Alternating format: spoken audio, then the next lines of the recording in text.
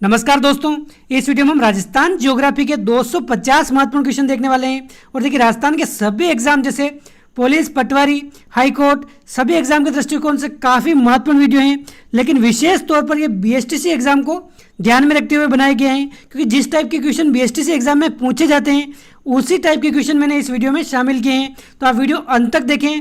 और देखिए, इस वीडियो में तो राजस्थान ज्योग्राफी के क्वेश्चन देख रहे हैं, और अगले वीडियो में हम राजस्थान इतिहास, राजस्थान आर्ट एंड कल्चर, इनके भी अलग अलग वीडियो बनाकर 200-250 क्वेश्चन जो भी महत्वपूर्ण बन सकते हैं वो देखेंगे।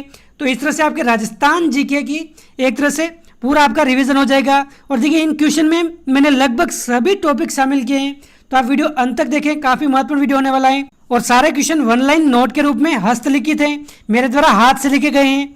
तो देखते हैं अपना फर्स्ट क्वेश्चन, शुरू करते हैं वीडियो। और देखिए, इन क्वेश्चन को हम ज़्यादा डिटेल में नहीं देखेंगे, क्योंकि 200-250 क्वेश्चन है तो वीडियो बहुत ज़्यादा लंबा हो जाएगा, इसलिए हम इनको ज़्यादा डिटेल में नहीं देखेंगे। तो देखिए, राजस्थान के परिचय से शुरू करते हैं। तो देखिए, राजस्थान के परिचय में पहला ही क्वेश्चन पूछा जाता है कि राजस्थान के भूभाग के लिए राजपुताना शब्द का सर्वप्रथम प्रयोग किसने किया था। तो देखिए, राजस्थान के भूभाग के लिए राजपुताना शब्द का सर्वप्रथम प्रयोग करने वाले कौन है? George Thomas. और इन्होंने 1800 ईस्वी में इसका प्रयोग किया था, राजपुताना का। क्वेश्चन सेकंड है, राजस्थानी भूभाग के लिए मरुकांतर शब्द का प्रयोग किसने किया था। तो देखिए, मरुकांतर का प्रयोग किसने किया था? सबसे पहले महर्षि वाल्मीकि ने राजस्थानी भूभाग के लिए मरुकांतर शब्द का प्रयोग किया था। क्वेश्चन 3 है, राजस्थान शब्द का प्राचीनतम प्रयोग किस शिलालेख में है। तो देखिए, राजस्थान शब्द का प्राचीनतम प्रयोग किस शिलालेख में मिलता है? बसंतगढ़ शिलालेख सिरोही में मिलता है राजस्थान शब्द का प्राचीनतम प्रयोग। और क्या नाम मिलता है राजस्थान का? यहाँ ये मिलता है राजस्थानीय द्वितीय, ये नाम मिलता है इस शिलालेख में, जो कहाँ है? अपने सिरोही खीमल माता बसंतगढ़ शिलालेख। अगला क्वेश्चन है, राजस्थान के भौगोलिक भूभाग के लिए राजस्थान शब्द का सर्वप्रथम प्रयोग किसने किया था। काफी महत्वपूर्ण क्वेश्चन है, कई बार पूछा जा चुका है। तो राजस्थानी भूभाग के लिए राजस्थान शब्द का सर्वप्रथम प्रयोग किसने किया है? ये अपने कर्नल जेम्स टोड ने किया था, कर्नल जेम्स टोड। अगला क्वेश्चन है, राजस्थान इतिहास के पितामह किसे कहा जाता है? पितामह या फिर जनक। तो देखिए, राजस्थान इतिहास के पितामह भी अपने कर्नल जेम्स टोड को ही कहा जाता है। अगला क्वेश्चन है, कर्नल जेम्स टोड की पुस्तक का नाम क्या है? तो देखिए, इनकी पुस्तक क्या है? Annals and antiquities of Rajasthan. Annals and antiquities of Rajasthan, यह पुस्तक इनकी। और कब प्रकाशित हुई थी? 1829 में यह पुस्तक प्रकाशित हुई थी। और इसका दूसरा नाम क्या है? Central and western Rajput state in India, ये इस पुस्तक का दूसरा नाम है। और यह लंदन में प्रकाशित हुई थी, लंदन में। और इसी पुस्तक में कर्नल जेम्स टोड ने राजस्थान शब्द का सर्वप्रथम प्रयोग किया था। और देखिए, अगर पूछ ले कर्नल टोड ने सबसे पहले राजस्थान भूभाग के लिए किस शब्द का प्रयोग किया था, तो अपने राजस्थान शब्द का प्रयोग किया था। और राजस्थान शब्द का प्रयोग अपने इस पुस्तक में किया था। अगला सिंपल सा क्वेश्चन है, राजस्थान का क्षेत्रफल कितना है? तो देखिए, राजस्थान का क्षेत्रफल 3,42,239 वर्ग किलोमीटर। देखिए, ये तो अपने वर्ग किलोमीटर में है, वर्ग मील में क्या होगा राजस्थान का क्षेत्रफल?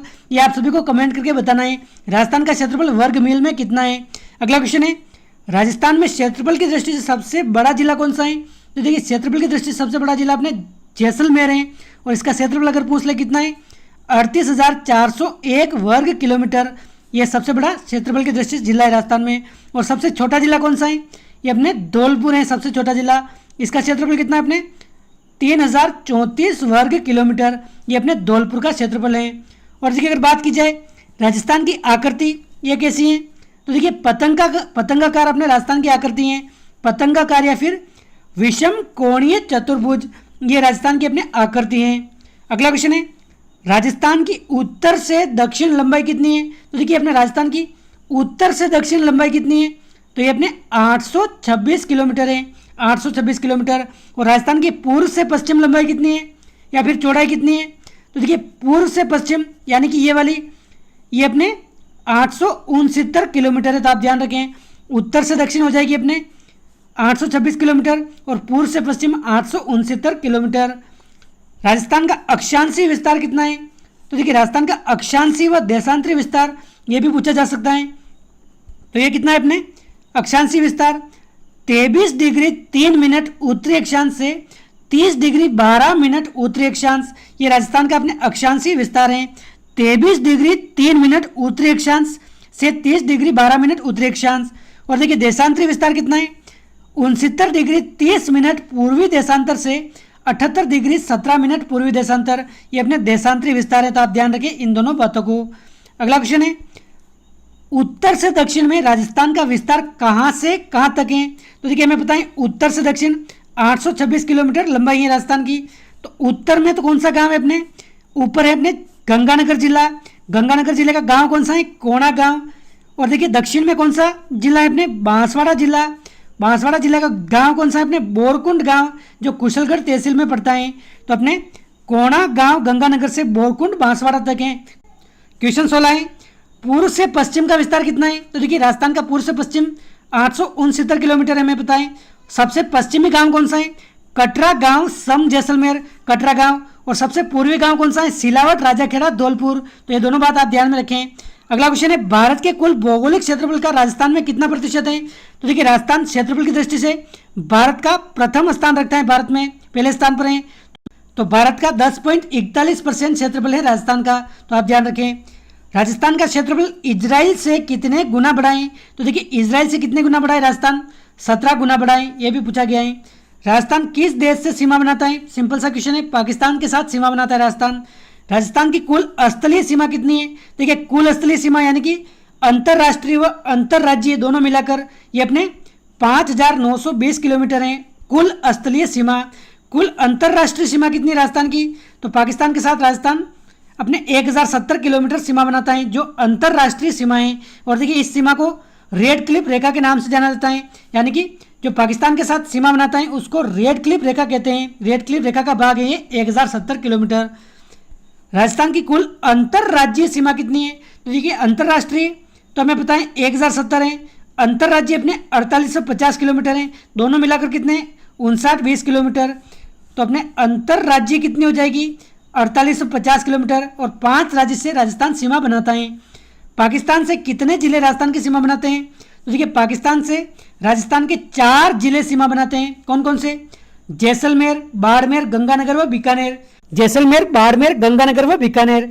पाकिस्तान के साथ सबसे अधिक व सबसे कम सीमा वाला जिला कौन सा है? तो देखिए इसमें 2 क्वेश्चन क्लियर हो रहा है आपके। सबसे ज्यादा सीमा बनाता है पाकिस्तान के साथ जैसलमेर 464 किलोमीटर, और सबसे कम सीमा बनाता है अपने बीकानेर 168 किलोमीटर। पाकिस्तान की सीमा से लगे चारों जिलों में सबसे निकट जिला मुख्यालय कौन सा है? तो देखिए इन चारों जिलों में पाकिस्तान की सीमा से सबसे निकट जिला मुख्यालय अपने गंगानगर का है, और सबसे दूर जिला मुख्यालय अगर पूछ ले तो अपने बीकानेर जिला का है। तो आप दोनों ध्यान रखें, इन चारों जिलों में सबसे पास कौन सा है जिला मुख्यालय? गंगानगर, और दूर है अपने बीकानेर। राजस्थान की सर्वाधिक सीमा किस राज्य से लगती है? देखिए 5 राज्यों से लगती हैं, और सर्वाधिक सीमा अपने मध्य प्रदेश से लगती हैं। कितनी लगती है? 1600 किलोमीटर। राजस्थान की सबसे कम सीमा किस राज्य से लगती है? तो देखिए सबसे कम सीमा अपने पंजाब से लगती है। मात्र कितने? 89 किलोमीटर सीमा लगती है पंजाब राज्य के साथ सबसे कम। सर्वाधिक अंतर्राज्यीय सीमा बनाने वाला जिला कौन सा है? तो देखिए सबसे ज्यादा अंतर्राज्यीय यानी कि दूसरे राज्य से सीमा बनाने वाला राजस्थान का ऐसा कौन सा जिला है? झालावाड़ जिला, जो अपने मध्य प्रदेश से सीमा बनाता है। देखिए मध्य प्रदेश से भी सबसे ज्यादा सीमा बनाता है, और राजस्थान का भी सबसे ज्यादा अंतर्राज्यीय सीमा बनाने वाला जिला है। 520 किलोमीटर सीमा बनाता है ये। और सबसे न्यूनतम अंतर्राज्यीय सीमा बनाने वाला जिला कौन सा है? तो देखिए सबसे कम अंतर्राज्यीय सीमा बनाता है अपने बाड़मेर 14 किलोमीटर मात्र। और किससे बनाता है? अपने गुजरात राज्य से बनाता है। राजस्थान के आंतरिक जिलों की संख्या कितनी है? तो देखिए ऐसे जिले कितने हैं राजस्थान के जो ना तो अंतर्राष्ट्रीय और ना ही अंतर्राज्यीय सीमा बनाते हैं, यानी कि राजस्थान के जो मध्यवर्ती जिले हैं ये कितने? 8 जिले। अगला क्वेश्चन है, वह जिले जो अंतर्राज्यीय व अंतर्राष्ट्रीय दोनों सीमा बनाते हैं ऐसे कौन से जिले हैं? तो देखिए अंतर्राज्यीय व अंतर्राष्ट्रीय सीमा बनाने वाले गंगानगर व बाड़मेर। देखिए गंगानगर पाकिस्तान से सीमा बनाते हैं और पंजाब से सीमा बनाते हैं। बाड़मेर अपने पाकिस्तान से सीमा बनाते हैं और गुजरात से सीमा बनाते हैं, यानी कि अंतर्राष्ट्रीय अंतर्राज्यीय दोनों। राजस्थान का कौन सा जिला सर्वाधिक जिलों से सीमा बनाता है? तो देखिए राजस्थान का ऐसा कौन सा जिला है जो सबसे ज्यादा जिलों से सीमा बनाता है? तो पाली जिला अपने 8 जिलों से सीमा बनाता है, मतलब 8 जिले इससे टच करते हैं। किस जिले का आकार अर्ध चंद्राकार है? तो देखिए अर्ध चंद्राकार किस जिले का आकार है? सीकर जिले का आकार। राजस्थान का सबसे नवीनतम जिला कौन सा है? तो देखिए सबसे नवीनतम जिला पूछ ले तो 33वां जिला अपने प्रतापगढ़ है। कब बना था? अपने 26 जनवरी 2008 को इसको 33वां जिला बनाया गया था। और देखिए प्रतापगढ़ जिला किस कमेटी की सिफारिश के आधार पर बनाया गया था? तो देखिए प्रतापगढ़ जिला अपने परमेश चंद कमेटी की सिफारिश के आधार पर बना था, तो आप ध्यान रखें। सबसे नवीनतम संभाग कौन सा है? तो देखिए राजस्थान में 7 संभाग हैं अभी वर्तमान में। सबसे नवीनतम संभाग अपने हैं भरतपुर, जो भरतपुर को कब बनाया था संभाग? 2005 में, 4 जून 2005 को भरतपुर संभाग बनाया गया था, सबसे नवीनतम। राजस्थान में संभागीय व्यवस्था कब से कब तक बंद रही? तो यह प्रश्न भी पूछा जा सकता है। तो राजस्थान में संभागीय व्यवस्था अपने 1962 से बंद रही, जब मोहनलाल सुखाड़िया मुख्यमंत्री बने थे राजस्थान के, इन्होंने संभागीय व्यवस्था बंद कर दी थी। और 1987 में जब हरिदेव जोशी वापस राजस्थान के मुख्यमंत्री बनते हैं, उस समय वापस चालू कर दी। तो 1962 से 1987 तक बंद रही। लाठी सीरीज कहाँ तक विस्तृत है? तो देखिए लाठी सीरीज आपको ध्यान में रखना है, जैसलमेर जिले में है। जैसलमेर का जो मोहनगढ़ है, मोहनगढ़ से पोखरण तक विस्तृत है लाठी सीरीज। राजस्थान का पूर्णतः वनस्पति रहित क्षेत्र कौन सा है? तो देखिए पूर्णतः वनस्पति रहित क्षेत्र अपने समगांव है। समगांव कहाँ है? अपने जैसलमेर में है। थार का गढ़ा किसे कहते हैं? तो देखिए थार का गढ़ा अपने कहते हैं चंदन नलकूप को। चंदन नलकूप कहाँ है? अपने चांदन गांव जैसलमेर में स्थित है। सेम समस्या से प्रभावित जिला कौन सा है? तो देखिए सेम समस्या से 2 जिले प्रभावित है मुख्य रूप से, हनुमानगढ़ व गंगानगर। और सबसे ज्यादा प्रभावित अगर पूछ ले तो हनुमानगढ़ जिला अपने सबसे ज्यादा प्रभावित है सेम समस्या से। क्वेश्चन 43 है, भूमि की लवणीयता का उपचार किससे किया जाता है? तो देखिए भूमि की लवणीयता का उपचार अपने रॉक फॉस्फेट से किया जाता है। लवणीय भूमि के लिए अपने रॉक फॉस्फेट का यूज किया जाता है। और क्षारीयता का उपचार किससे किया जाता है? ये अपने जिप्सम से किया जाता है। तो आप ध्यान रखें, लवणीयता अपने रॉक फॉस्फेट और क्षारीयता अपने जिप्सम से। कुबर पट्टी कहाँ पाई जाती है? तो देखिए अपने नागौर अजमेर के बीच में पाई जाती है। नागौर से अजमेर के बीच कुबर पट्टी। अगला क्वेश्चन है, खड़ीन क्या है? पश्चिमी राजस्थान में जो वर्षा जल संरक्षण हेतु बनाई जाती है मिट्टी के बांध, उनको क्या बोलते हैं? खड़ीन के नाम से जाना जाता है पश्चिमी राजस्थान में। तो आप ध्यान रखें, खड़ीन पद्धति किसके द्वारा विकसित की गई? तो देखिए खड़ीन पद्धति किसके द्वारा विकसित की गई? अपने जैसलमेर के जो पालीवाल ब्राह्मण हैं, इनके द्वारा इस पद्धति को खोज किया गया। राजस्थान में अरावली कितने प्रतिशत हैं? तो देखिए अरावली कुल अपने 692 किलोमीटर है, इसमें से 550 किलोमीटर इसका विस्तार राजस्थान में है। तो लगभग 80% है ये राजस्थान में। अरावली की सबसे ऊंची चोटी कौन सी है? तो हमें पता है ये गुरु शिखर चोटी है अरावली की सबसे ऊंची चोटी, और इसकी ऊंचाई अपने कितनी है? 1722 मीटर। कर्नल टोड ने संतों का शिखर किसे कहा है? तो देखिए अरावली की सबसे ऊंची चोटी है गुरु शिखर, जो माउंट आबू सिरोही में स्थित है, इसी को कर्नल टोड ने संतों का शिखर कहा है। और देखिए इस चोटी के ऊपर एक संत का मंदिर भी बना हुआ है 5 मीटर। तो उस मंदिर सहित इसकी है अपने 1727 मीटर ऊंचाई। और टोटल ऊंचाई अगर पूछ ले इसकी कितनी है, इसकी वास्तविक ऊंचाई तो 1722 मीटर। कर्नल टोड ने हिंदू ओलंपस किसे कहा है? तो देखिए हिंदू ओलंपस अपने आबू पर्वतखंड को कहा है कर्नल टोड ने। हिंदू ओलंपस अपने आबू पर्वतखंड और संतों का शिखर अपने गुरु शिखर। राजस्थान का सबसे ऊंचा पठार कौन सा है? तो देखिए राजस्थान का ऊंचा पठार सबसे कौन सा है? उड़िया का पठार, ये सबसे ऊंचा पठार है। और लगभग ऊंचाई कितनी इसकी? 1360 मीटर इसकी ऊंचाई है। और देखिए इस पठार के बाद सबसे ऊंचा पठार अगर पूछ ले तो उड़िया पठार के बाद अपने आबू पर्वत, ये सबसे ऊंचा पठार है। बोराट का पठार कहाँ पाया जाता है? तो देखिए बोराट का पठार कहाँ विस्तृत है? तो देखिए गोगुंदा से कुंभलगढ़ के मध्य जो पठारी भूभाग है, इसको हम बोराट के पठार के नाम से जानते हैं। गोगुंदा, उदयपुर, कुंभलगढ़ अपने राजसमंद, इनके बीच का जो पठारी भूभाग है इसको बोराट का पठार कहते हैं। देखिए ये सारे क्वेश्चन, लगभग ये क्वेश्चन हमने पहले एक वीडियो में करके देख लिए थे, लेकिन एक साथ इनको वापस देख रहे हैं, इनसे आपका क्या रिवीजन हो जाएगा और एकदम सारे टॉपिक से ये क्वेश्चन हो जाएंगे। तो आप वीडियो अंत तक देखें, अच्छे प्रकार से आपको ये याद हो जाएंगे और इनसे क्वेश्चन पूछे जाते हैं। क्वेश्चन 54 है, लसारिया का पठार कहाँ पाया जाता है? तो देखिए लसारिया का पठार कहाँ स्थित है? अपने उदयपुर में। जो जयसमंद जिले, जयसमंद जिले के पूर्व में जो कठापट्टा पठार है उसको हम लसारिया के पठार के नाम से जानते हैं।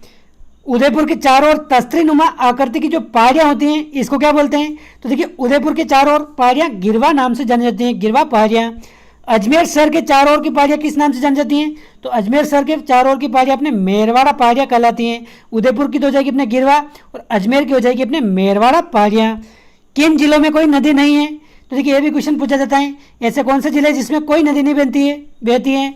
बीकानेर व चूरू जिले में। तो देखिए बीकानेर संभाग की अगर बात की जाए तो बीकानेर संभाग में मात्र एक नदी बहती है और बीकानेर व चूरू जिला ऐसा है जहाँ पर कोई भी एक नदी नहीं बहती है। लूणी नदी किस जिले से निकलती है? तो देखिए अजमेर से निकलती है, अपने नागपाड़ी से लूणी नदी। तो आप ध्यान रखें, अजमेर नागपाड़ी। लूनी नदी का जल कहाँ से खारा हो जाता है? तो देखिए नागपारी अजमेर से निकलती है। यहाँ से जो बालोतरा बाड़मेर है यहाँ तक तो ये मीठा जल रहता है। जब ये बालोतरा बाड़मेर से आगे जाती हैं यहाँ पर इसका जल क्या हो जाता है? खारा हो जाता है। तो आप ध्यान रखें ये बालोतरा बाड़मेर। किस नदी के प्रवाह क्षेत्र को गोडवाड़ प्रदेश कहा जाता है? तो देखिए गोडवाड़ प्रदेश ये अपने लूनी नदी के बहाव क्षेत्र को ही कहा जाता है। माही नदी राजस्थान में कहाँ से प्रवेश करती है? तो देखिए माही नदी राजस्थान में कहाँ से प्रवेश करती है? खांदू गांव जो कहाँ स्थित है? अपने बांसवाड़ा में। यहाँ से राजस्थान में प्रवेश करती हैं। माही नदी निकलती कहाँ से? अपने मध्य प्रदेश से, और राजस्थान में अपने खांदू गांव बांसवाड़े से प्रवेश करती हैं। वागड़ की गंगा वो दक्षिण राजस्थान की स्वर्ण रेखा किस नदी को कहा जाता है? तो देखिए वागड़ की गंगा, कांठल की गंगा, दक्षिण राजस्थान की स्वर्ण रेखा आदि नाम अपने माही नदी के हैं। माही नदी के, तो आप ध्यान रखें। और ये राजस्थान की 12 मासा नदी है, तो आप ध्यान रखिए। कर्क रेखा को 2 बार कौन सी नदी काटती है? तो देखिए कर्क रेखा को भी अगर पूछ ले 2 बार काटने वाली नदी कौन सी है, तो अपने माही नदी कर्क रेखा को 2 बार काटती है। बेणेश्वर धाम किस नदियों के संगम पर है? तो देखिए बेणेश्वर धाम किन किन नदियों के संगम पर है? सोम नदी हो गई, माही नदी हो गई, जाखम नदी हो गई। इन तीनों नदियों के संगम पर अपने बेणेश्वर धाम है, जिसको आदिवासियों का महाकुंभ के नाम से जाना जाता है। कौन से जिले में? अपने डूंगरपुर जिले में स्थित है। अगला क्वेश्चन है जवाई बांध किस जिले में है? तो देखिए जवाई बांध अपने किस जिले में है? पाली जिले में है। पाली में भी कहा? सुमेरपुर। और ये किस नदी पर है? जवाई नदी पर है। और इसको क्या कहते हैं? मारवाड़ का मानसरोवर के नाम से जाना जाता है। अगला क्वेश्चन है कामधेनु नदी किसे कहते हैं? तो देखिए कामधेनु नदी के नाम से किसे जानते हैं? ये अपने चंबल नदी को जानते हैं। और देखिए एक क्वेश्चन बीच में छूट गया, ये बीसलपुर बांध किस नदी पर है? तो देखिए बीसलपुर बांध अपने बनास नदी पर है। और किस जिले में? अपने टोंक जिले में बनास नदी पर है। यह भी क्वेश्चन कई बार पूछा जा चुका है। कामधेनु नदी हो जाएगी अपने चंबल। और देखिए कामधेनु नदी तो अपने चंबल है। और आ जाए कामधेनु किस नस्ल की गाय को कहते हैं? तो राठी नस्ल की गाय को कामधेनु कहते हैं। तो दोनों बात आप ध्यान में रखें। अगला क्वेश्चन है राणा प्रताप सागर बांध कहाँ है? तो देखिए राणा प्रताप सागर बांध कहाँ स्थित है? अपने चित्तौड़गढ़ जिले में स्थित है। और कौन सी नदी पर है?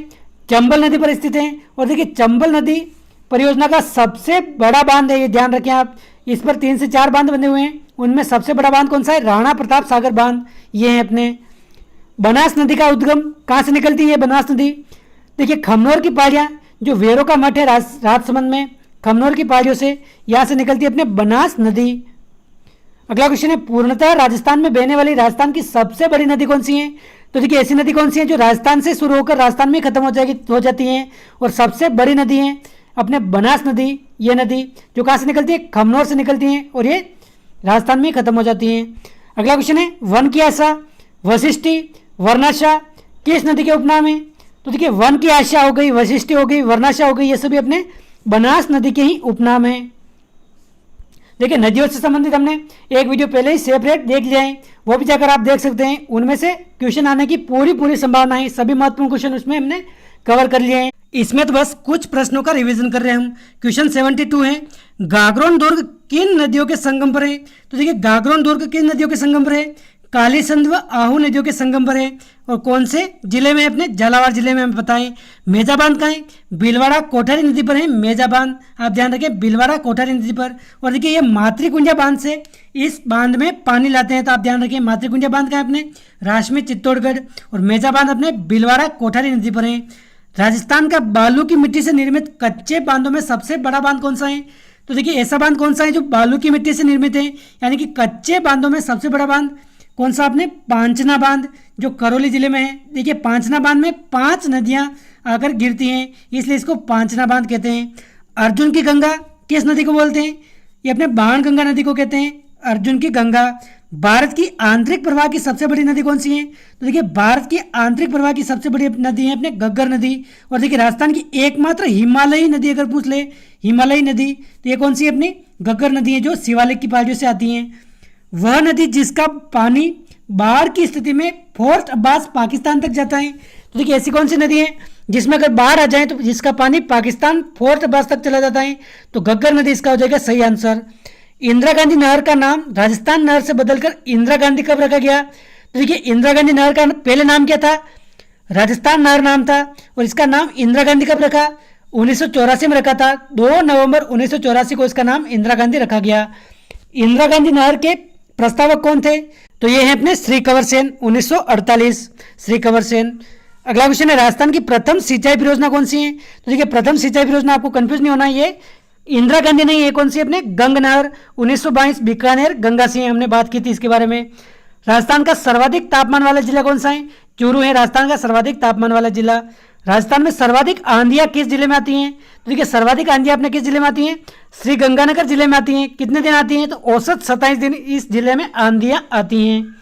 राजस्थान का राज्य वृक्ष कौन सा है? तो राजस्थान का राज्य वृक्ष है अपने खेजड़ी, और इसको कब घोषित किया गया था? 1983 में घोषित किया गया था। देखिए राजस्थान के जितने भी प्रतीक हैं, खेजड़ी, रोहिड़ा, चिंकारा, ये सभी वीडियो हमने अलग से सेपरेट देख लिया है, वो वीडियो आप जरूर देखिए, इनमें से एक क्वेश्चन पक्का आता है हर एग्जाम में। खेजड़ी का वानस्पतिक नाम क्या है? प्रोसोपिस सिनेरेरिया खेजड़ी का वानस्पतिक नाम है, और राजस्थान का ये क्या है? राज्य वृक्ष है। राज्य पुष्प रोहिड़ा का वानस्पतिक नाम क्या है? टिकोमेला अंडुलेटा रोहिड़ा का वानस्पतिक नाम है, और ये राजस्थान का राज्य पुष्प है। सेवन घास का वानस्पतिक नाम क्या है? तो देखिए सेवन घास का वानस्पतिक नाम क्या है? लसियुरुस सिंडिकुस, लसियुरुस सिंडिकुस ये अपने सेवन घास का वानस्पतिक नाम है, और ये कहाँ पाई जाती है? अपने लाठी सीरीज। लाठी सीरीज कहाँ से कहाँ तक विस्तृत है? जैसलमेर के मोहनगढ़ से पोखरण तक लाठी सीरीज का वितरण है। लाठी सीरीज का वितरण कहाँ है? ये जैसलमेर के मोहनगढ़ से पोखरण तक। जंगल की ज्वाला किसे कहते हैं? तो देखिए पलाश वन जो होते हैं उनको जंगल की ज्वाला के नाम से जाना जाता है, यानी कि फ्लेम ऑफ द फॉरेस्ट। पलाश का वानस्पतिक नाम भी पूछा जा सकता है, ब्यूटिया मोनोस्पर्मा, ये अपने पलाश का वानस्पतिक नाम है ब्यूटिया मोनोस्पर्मा। राजस्थान की प्रथम बाघ परियोजना कौन सी है? तो देखिए राजस्थान की प्रथम बाघ परियोजना अगर पूछ ले तो रणथंभौर बाघ परियोजना, ये अपने राजस्थान की प्रथम बाघ परियोजना है। देखिए राजस्थान के वन्य जीव अभ्यारण्य से संबंधित हमने एक वीडियो सेपरेट देख लिया है, इसमें मैंने बहुत कम इसके क्वेश्चन शामिल किए हैं, क्योंकि उस वीडियो में हमने बहुत ही अच्छी तरीके से देखा था, वो वीडियो भी आप जाकर देख सकते हैं। इसमें बस कुछ सेलेक्टेड क्वेश्चन लिए हैं। और देखिए रणथंभौर बाघ परियोजना कब घोषित की गई? 1973-74 में। साइबेरियन सारस यानी कि साइबेरियन क्रेन के लिए प्रसिद्ध राष्ट्रीय उद्यान कौन सा है? तो देखिए प्रवासी पक्षी साइबेरियन सारस के लिए अपने केवलादेव गना पक्षी राष्ट्रीय उद्यान जो का अपने भरतपुर में स्थित है, ये प्रसिद्ध है। आदिवासियों का आरा सोना किसे कहते हैं? तो देखिए आदिवासियों का आरा सोना आपने कहा जाता है बांस को। देखिए बांस एक प्रकार की क्या है? घास है। विश्व की सबसे ऊंची घास अगर पूछ ले तो कौन सी? अपने बांस है। आदिवासियों का कल्प वृक्ष किसे कहते हैं? तो देखिए आदिवासियों का कल्प वृक्ष अपना हो जाएगा महुआ का वृक्ष। महुआ का वृक्ष आदिवासियों का कल्प वृक्ष, और ये अपने हरा सोना हो जाएगा आदिवासियों का ये अपने बांस। उड़न गिलहरी के लिए कौन सा वन्य जीव अभ्यारण्य प्रसिद्ध है? तो देखिए उड़न गिलहरी के लिए अपने सीता माता वन्य जीव अभ्यारण्य प्रसिद्ध है। सीता माता वन्य जीव अभ्यारण्य, जिसको क्या कहते हैं हम? चीतल की मातृभूमि के नाम से जाना जाता है, ये हमने पहले देखा था। सांपों की संरक्षण स्थली किस अभ्यारण्य को कहते हैं? तो देखिए सांपों की संरक्षण स्थली अपने शेरगढ़ अभ्यारण्य को कहा जाता है। राजस्थान का सबसे छोटा वन्य जीव अभ्यारण्य कौन सा है? तो सरिस्का अलवर। देखिए सरिस्का अलग है और सरिस्का अलग है। सरिस्का मात्र 3 वर्ग किलोमीटर में फैला है, जो राजस्थान का सबसे छोटा वन्य जीव अभ्यारण्य है, ये अपने अलवर जिले में स्थित है। कृष्ण मृग और कुर्जा पक्षी के लिए कौन सा वन्य जीव अभ्यारण्य प्रसिद्ध है? तो देखिए काले हिरण व कुर्जा के लिए अपने ताल छपर चूरू अभ्यारण्य। चिंकारा को राजस्थान का राज्य पशु कब घोषित किया गया? तो देखिए चिंकारा को राजस्थान का राज्य पशु 1981 में घोषित किया गया था। चिंकारा का वैज्ञानिक नाम क्या है? ये अपने गजेला गजेला चिंकारा का वैज्ञानिक नाम है। राजस्थान का राज्य पक्षी कौन सा है? तो देखिए राजस्थान का राज्य पक्षी अपने गोडावण है, और इसको भी 1981 में घोषित किया गया था। गोडावण का वैज्ञानिक नाम क्या है? तो देखिए वैज्ञानिक नाम आप जरूर याद रखें, ये पूछे जा सकते हैं। क्रायोटिस नाइग्रिसेप्स, ये अपने गोडावण का वैज्ञानिक नाम है, क्रायोटिस नाइग्रिसेप्स। चिंकारा व गोडावण किस वन्यजीव अभ्यारण्य में सर्वाधिक पाए जाते हैं? तो देखिए चिंकारा व गोडावण ये अपने राष्ट्रीय मरु उद्यान जो का है जैसलमेर में है, यहाँ पर सर्वाधिक पाए जाते हैं। क्वेश्चन 103, पालतू पशुओं की श्रेणी में राजस्थान का राज्य पशु कौन सा है? तो देखिए ये पालतू पशु की श्रेणी में अपने ऊंट हैं, और राजस्थान का राज्य पशु वन्य श्रेणी में अगर पूछ ले वन्य जीव पशु श्रेणी में तो चिंकारा है, और घरेलू श्रेणी यानी कि पालतू श्रेणी में अपने ऊंट हैं, और इसको जून 2014 में घोषित किया था। रेगिस्तान का जहाज किसे कहते हैं? तो अपने ऊंट को ही कहते हैं रेगिस्तान का जहाज। गौरबंद क्या है? तो देखिए ऊंट के आभूषण को गौरबंद कहते हैं, तो आप ध्यान रखें ऊंट का आभूषण गौरबंद है। राजस्थान की जनसंख्या भारत की जनसंख्या की कितने परसेंट है? तो देखिए भारत की जनसंख्या की लगभग राजस्थान की जनसंख्या 5.66 या फिर 5.67% है, तो 5.67% अपने लगभग हो जाएगा इसका सही आंसर। जनसंख्या की दृष्टि से राजस्थान का भारत में कौन सा स्थान है? तो देखिए जनसंख्या की दृष्टि से भारत में राजस्थान का अपने 8वां स्थान है। और देखिए ये सभी बात अपने 2011 की जनगणना के अनुसार हो रही है। और देखिए इस वीडियो में मैंने टॉपिक वाइज सारे क्वेश्चन सेलेक्ट किए हैं। तो देखिए 2011 की जनगणना के अनुसार सर्वाधिक जनसंख्या किस जिले की है?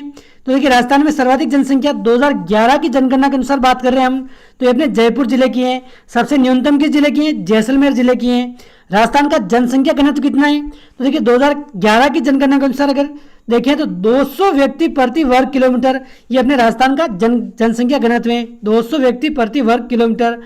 राजस्थान की जनसंख्या 2001 से 2011 यानी कि इस एक दशक में औसत वृद्धि दर कितनी रही? देखिए 2001 की तुलना में 11 में अपने 21.3% वृद्धि दर रही। तो आप ध्यान रखें 21.3% राजस्थान की ओवरऑल। राजस्थान की सबसे अधिक वृद्धि दर किस जिले की जनसंख्या? तो देखिए सबसे अधिक वृद्धि दर किस जिले की रही? दशकीय वृद्धि। तो देखिए अपने बाड़मेर की रही। बाड़मेर की जनसंख्या कितनी बढ़ी है? अपने 32.5% रही। 2001 की तुलना में 2011 में 32.5% जनसंख्या बढ़ी थी। 2011 की जनगणना के अनुसार सबसे न्यूनतम दशकीय वृद्धि दर वाला जिला कौन सा है? तो देखिए न्यूनतम दशकीय वृद्धि दर वाला जिला कौन सा है? गंगानगर। या मात्र 10% जनसंख्या बढ़ी थी 2001 की तुलना में 2011 में। राजस्थान में सर्वाधिक दशकीय वृद्धि दर वाला दशक कौन सा है? तो देखिए हमें पता है हर 10 सालों में जनसंख्या की गणना होती है। तो 1971 की तुलना में 1981 में इसकी दशकीय वृद्धि दर सबसे ज्यादा रही थी। कितने परसेंट? 32.97%। तो 1971 से 81 यह दशक हो जाएगा अपने सबसे ज्यादा वृद्धि दर। सर्वाधिक शहरी प्रतिशत जनसंख्या वाला जिला कौन सा है? तो देखिए कौन से जिले में सर्वाधिक जनसंख्या प्रतिशत शहरी है? तो अपने कोटा जिला हो जाएगा इसका सही आंसर। कोटा में 60.3% जनसंख्या शहर में निवास करती है। न्यूनतम शहरी प्रतिशत यानी कि सर्वाधिक ग्रामीण प्रतिशत किस जिले का है? तो देखिए डूंगरपुर जिले में न्यूनतम शहरी प्रतिशत मात्र कितना है? 6.4%। और देखिए लगभग 93% यहाँ पर ग्रामीण जनसंख्या है। तो न्यूनतम शहरी प्रतिशत पूछ ले या फिर सर्वाधिक ग्रामीण प्रतिशत ये अपने डूंगरपुर जिले का है। राजस्थान के औसत साक्षरता कितनी है? तो देखिए राजस्थान की औसत साक्षरता अपने 66.1% है 2011 की जनगणना के अनुसार ओवरऑल। और देखिए पुरुष व महिला साक्षरता अलग अलग पूछ ले तो पुरुष साक्षरता राजस्थान में कितनी है? 79.2%, 79.2%। और महिला साक्षरता कितनी है? 52.1% महिला साक्षरता है। क्वेश्चन 119, महिला साक्षरता में भारत में न्यूनतम महिला साक्षरता की दृष्टि से राजस्थान का कौन सा स्थान है? तो देखिए न्यूनतम महिला साक्षरता की दृष्टि से राजस्थान का अगर स्थान देखें तो ये दूसरा स्थान है। पहले स्थान पर कौन है? बिहार। बिहार की महिला साक्षरता भारत में सबसे कम है। उसके बाद अपने राजस्थान की है, मात्र कितनी है? 52.1% ही है। सर्वाधिक साक्षरता वाला जिला कौन सा है? तो देखिए सर्वाधिक साक्षरता राजस्थान के किस जिले की है? अपने कोटा जिले की है, 76.6% लगभग। न्यूनतम साक्षरता वाला जिला कौन सा है? अपने जालोर है। जालोर की साक्षरता कितनी है? लगभग अपने 54.9% है, 54.9% मात्र, जो सबसे कम है राजस्थान। तो अपने जालोर की है सबसे न्यूनतम साक्षरता। सर्वाधिक पुरुष साक्षरता वाला जिला कौन सा है? तो देखिए सबसे ज्यादा पुरुष कहाँ साक्षर है? झुंझुनू जिले में 86.9% सर्वाधिक पुरुष साक्षरता। न्यूनतम पुरुष साक्षरता किस जिले में? तो देखिए अपने यहाँ 2 जिले आएंगे, कौन कौन से? प्रतापगढ़ व बांसवाड़ा। इन जिलों में न्यूनतम पुरुष साक्षरता है। इन दोनों जिलों की पुरुष साक्षरता कितनी है? अपने 69.5%। तो प्रतापगढ़ व बांसवाड़ा। राजस्थान में सर्वाधिक महिला साक्षरता किस जिले की है? तो देखिए काफी महत्वपूर्ण क्वेश्चन है। राजस्थान में सर्वाधिक महिला साक्षरता कोटा जिले की है। और सबसे न्यूनतम महिला साक्षरता ये अपने पूछ ले तो जालोर जिले की सबसे न्यूनतम महिला साक्षरता है। राजस्थान का लिंगानुपात कितना है? तो देखिए 2011 की जनगणना के अनुसार अगर बात करें तो लिंगानुपात अपने 928 है। 928 लड़कियां प्रति 1000 लड़कों पर यह अपने लिंगानुपात होता है। राजस्थान का सर्वाधिक लिंगानुपात वाला जिला कौन सा है? तो देखिए राजस्थान का सर्वाधिक लिंगानुपात अगर ओवरऑल देखें तो अपने डूंगरपुर जिला है 994। तो आप ध्यान रखें। और न्यूनतम लिंगानुपात वाला जिला अगर पूछ ले तो अपने कौन सा है? न्यूनतम लिंगानुपात धौलपुर जिला है 846 मात्र। यहाँ पर धौलपुर लिखा नहीं है लेकिन धौलपुर आप ध्यान में रखें।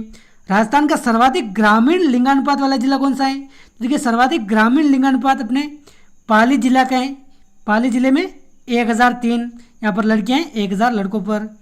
राजस्थान का सर्वाधिक अनुसूचित जनजाति यानी कि एसटी, देखिए एक तो होती है अनुसूचित जाति अनुसूचित जाति आ जाए तो ये है अपने एससी, और अनुसूचित अपने जनजाति आ जाए तो ये अपने एसटी हैं। तो एसटी प्रतिशत किस जिले में है सबसे ज़्यादा?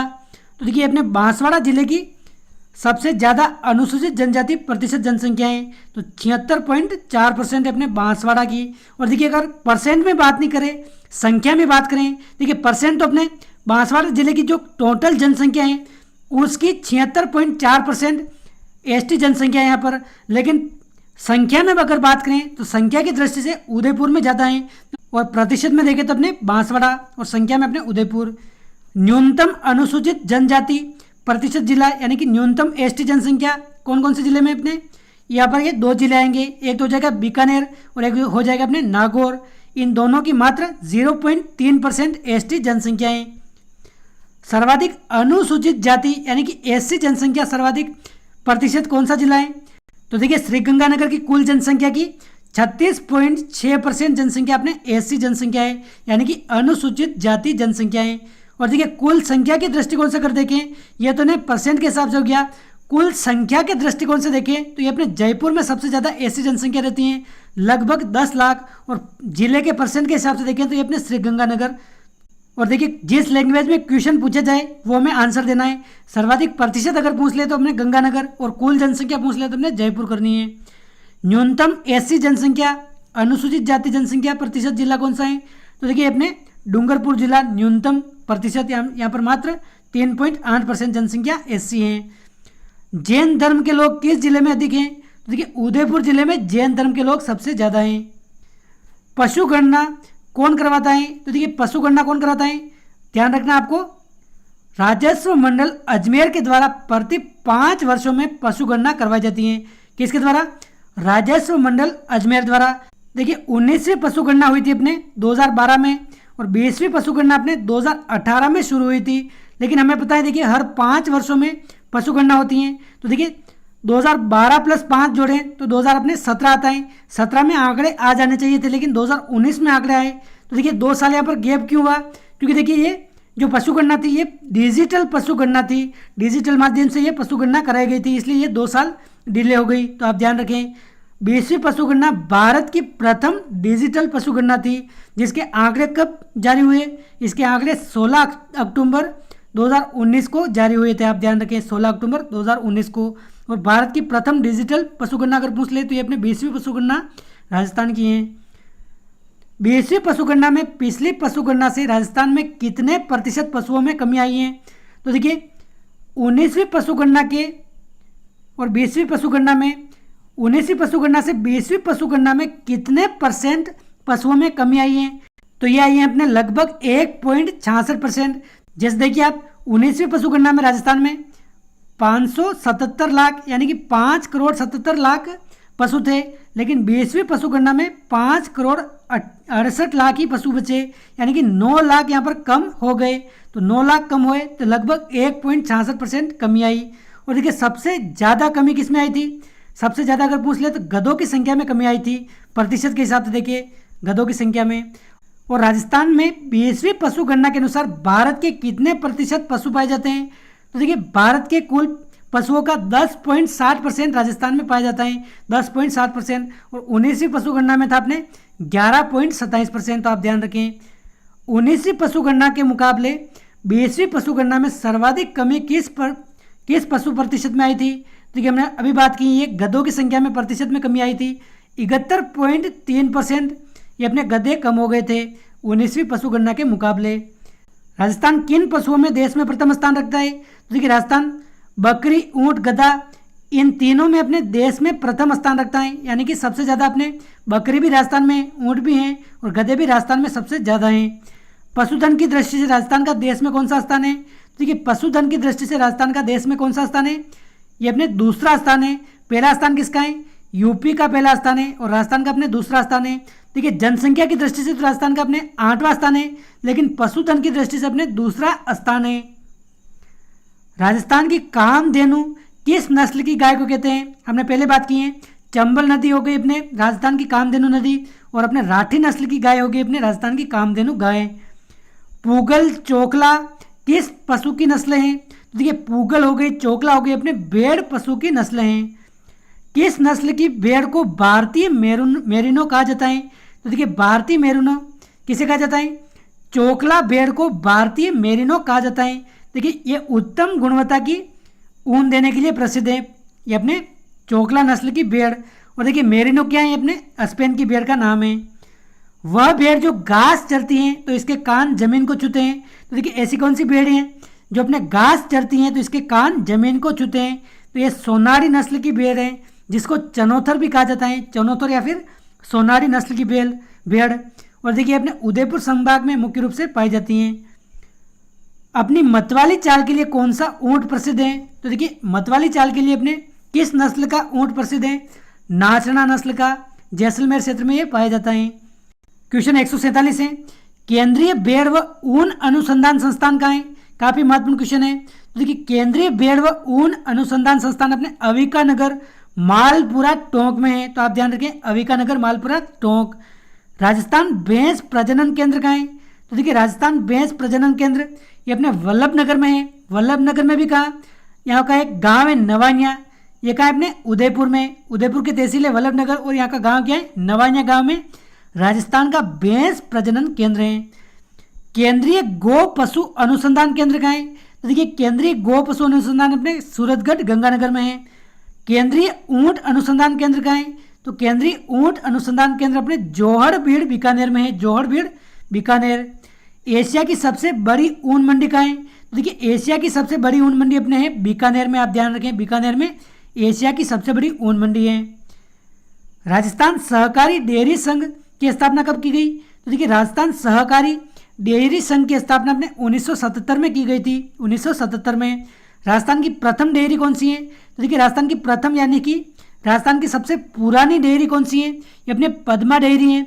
पद्मा डेयरी का है अपने अजमेर में। ये अपने राजस्थान की सबसे पुरानी या फिर प्रथम डेयरी है। भारत में श्वेत क्रांति के जनक किसे कहते हैं? तो देखिए श्वेत क्रांति के अगर पूछ ले जनक तो किसे कहते हैं? अपने वर्गीस कुरियन को भारत में श्वेत क्रांति का जनक कहा जाता है। काफी बार पूछा गया क्वेश्चन है ये।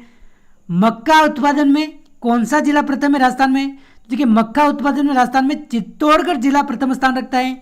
और देखिए एक अफीम होती है, अफीम फसल, अफीम के उत्पादन में भी अपने चित्तौड़गढ़ ही प्रथम है और मक्का में भी प्रथम है। क्षेत्रफल व उत्पादन दोनों की दृष्टि से राजस्थान प्रथम स्थान पर फसल कौन सी है राजस्थान की? क्षेत्रफल व उत्पादन दोनों ही दृष्टि से तो अपने बाजरा फसल है ये। राजस्थान किन फसलों के उत्पादन में देश में प्रथम है? तो देखिए ये क्वेश्चन पूछा जा सकता है अलग अलग तरीके से। तो देखिए बाजरा में भी प्रथम है, सरसों, राई, गवार इन तीनों में प्रथम है। बाजरा हो गया, सरसों हो गया, राई हो गया, गवार हो गया, इन चारों के उत्पादन में प्रथम स्थान पर है राजस्थान भारत में। माही धवल, माही कंचन, सविता, मेगा ये सभी किस फसल की उन्नत किस्में हैं? तो देखिए ये सभी अपने मक्का की उन्नत किस्में हैं। मक्का की कौन कौन सी? माही धवल, माही कंचन, सविता, मेगा ये सभी। माही कंचन अपने पीली मक्का की हैं, माही धवल अपने सफ़ेद मक्का की किस्में हैं। सोना, कल्याण, सोनालिका, मालविका ये किस फसल की उन्नत किस्में हैं? तो देखिए सोना हो गया, कल्याण, सोनालिका, मालविका ये सभी अपने गेहूं की उन्नत किस्में हैं। लंबे रेशे वाले अमेरिकन कपास की खेती कहाँ की जाती है? देखिए अमेरिकन कपास की खेती अगर पूछ ले तो अपने हनुमानगढ़ में की जाती है। काफ़ी महत्वपूर्ण क्वेश्चन है। और देखिए ये नरमा नाम से जानी जाती है ये खेती, नरमा कपास कहलाता है ये। और देखिए अगर पूछ ले कपास उत्पादन की दृष्टि से राजस्थान का प्रथम जिला कौन सा है कपास उत्पादन की दृष्टि से? ये अपने हनुमानगढ़ जिला ही है। और देखिए कपास की खेती के लिए सर्वाधिक उपयुक्त मिट्टी कौन सी है? काली मिट्टी सर्वाधिक उपयुक्त है ये। क्वेश्चन 162 है, भारत का 40% उत्पादन राजस्थान के किस जिले से होता है? देखिए यहाँ पर थोड़ा सा मिस्टेक हो गया लिखने में। भारत का 40% यानी कि ईसबगोल के लिए पूछ रहा है ये। भारत का 40% ईसबगोल राजस्थान के अकेले कौन से जिले से उत्पादन होता है? ये जालोर जिले से होता है। तो आप ध्यान रखें 40% अकेला जालोर जिला है ये। होहोबा जोजोबा की खेती राजस्थान में किस देश के सहयोग से की जा रही है? तो देखिए होहोबा जोजोबा इसकी खेती अपने इजराइल देश के सहयोग से की जा रही है। अगला क्वेश्चन है, चेती या फिर दमस्क गुलाब की खेती के लिए कौन सा क्षेत्र प्रसिद्ध है? तो देखिए अपने खमनौर जो राजसमंद में है ये चेती गुलाब के लिए प्रसिद्ध है। आप ध्यान रखें। और देखिए राजस्थान में सर्वाधिक गुलाब का उत्पादन अपने पुष्कर अजमेर से होता है, लेकिन चेती गुलाब अगर पूछ ले तो अपने खमनौर प्रसिद्ध है ये। लाल मिर्च के लिए कौन सा स्थान प्रसिद्ध है? तो देखिए लाल मिर्च के लिए अपने मथानिया जोधपुर प्रसिद्ध है, मथानिया जोधपुर लाल मिर्च के लिए। मेहंदी कहाँ की प्रसिद्ध है, काफ़ी बार पूछा जाता है ये, सोजत पाली की मेहंदी प्रसिद्ध है। और देखिए मेहंदी मंडी अगर पूछ ले तो ये भी अपने सोजत पाली में स्थित है, मेहंदी मंडी, और ये मेहंदी भी अपने इसी क्षेत्र की प्रसिद्ध है। पान के खेत को क्या कहते हैं, तो देखिए पान के खेत को क्या कहा जाता है, ये अपने बजेड़ा कहा जाता है पान के खेत को। राजस्थान कृषि अनुसंधान केंद्र कहाँ है, तो देखिए राजस्थान कृषि अनुसंधान केंद्र अगर पूछ ले तो दुर्गापुरा जयपुर में है राजस्थान कृषि अनुसंधान केंद्र। सरसों अनुसंधान केंद्र अगर पूछ ले तो ये अपने सेवर भरतपुर में है सरसों अनुसंधान केंद्र। राष्ट्रीय बीजीय मसाला अनुसंधान केंद्र कहाँ है, तो देखिए अपने तबीजी अजमेर में है राष्ट्रीय बीजीय मसाला अनुसंधान केंद्र। केंद्रीय शुष्क एवं अनुसंधान निदेशालय कहाँ है, काफ़ी बार पूछा जाता है ये, केंद्रीय शुष्क एवं अनुसंधान निदेशालय यानी कि इसको काजरी नाम से भी जाना जाता है। काजरी का मुख्यालय कहाँ अपने जोधपुर में, आप ध्यान रखें। और देखिए एक आती है काजरी और एक है अपने आफरी, आफरी भी जोधपुर में है और काजरी भी जोधपुर में है। शुष्क वानिकी अनुसंधान संस्थान यानी कि आफरी, ये कहाँ अपने जोधपुर में स्थित है, शुष्क वानिकी अनुसंधान संस्थान आफरी। केंद्रीय कृषि फर्म कहाँ स्थित है, तो देखिए केंद्रीय कृषि फर्म अपने सूरतगढ़ गंगानगर में स्थित है। और देखिए इस फर्म को रूस की सहायता से स्थापित किया गया था और एशिया का सबसे बड़ा कृषि फर्म है ये, जो अपना कहाँ है सूरतगढ़ गंगानगर केंद्रीय कृषि फर्म। भारत में हरित क्रांति के जनक किसे कहते हैं, तो देखिए भारत में हरित क्रांति के जनक अपने डॉक्टर एम.एस. स्वामीनाथन को कहते हैं, डॉक्टर एम.एस. स्वामीनाथन, इनको भारत में हरित क्रांति के जनक कहते हैं। और श्वेत क्रांति के अपने किसको कहते हैं, वर्गीस कुरियन को। देखिए और ये हरित क्रांति से संबंधित ये भी क्वेश्चन पूछे जाते हैं, आपको ध्यान में रखना है। पीली क्रांति किसे कहते हैं, तिलहन उत्पादन या फिर सरसों उत्पादन को पीली क्रांति कहते हैं। बादामी क्रांति किससे संबंधित है, मसाला उत्पादन से संबंधित है बादामी क्रांति। श्वेत क्रांति अपने दूध उत्पादन से हो गई। नीली क्रांति अपने मत्स्य उत्पादन हो गया। गुलाबी क्रांति अपने प्याज व झींगा मछली उत्पादन से संबंधित है। लाल क्रांति हो गया अपने टमाटर या फिर मांस उत्पादन से संबंधित। और भूरी क्रांति हो गया अपने रासायनिक उर्वरक या फिर खाद्य प्रसंस्करण से संबंधित। तो इन सभी बातों को आप ध्यान में रखें और एक बार आप ये हरित क्रांति जरूर पढ़ के जाए। तो देखिए वापस देख लीजिए आप, पीली क्रांति हो जाएगा अपने तिलहन या फिर सरसों। बादामी क्रांति अपने मसाला उत्पादन। श्वेत क्रांति दूध। नीली क्रांति अपने मत्स्य उत्पादन। गुलाबी क्रांति अपने प्याज या फिर झींगा मछली उत्पादन। लाल क्रांति अपने टमाटर या फिर मांस। और भूरी क्रांति अपने रासायनिक उर्वरक या फिर खाद्य प्रसंस्करण से संबंधित है। यह सुमेलित करने वाला क्वेश्चन बार बार पूछा जाता है।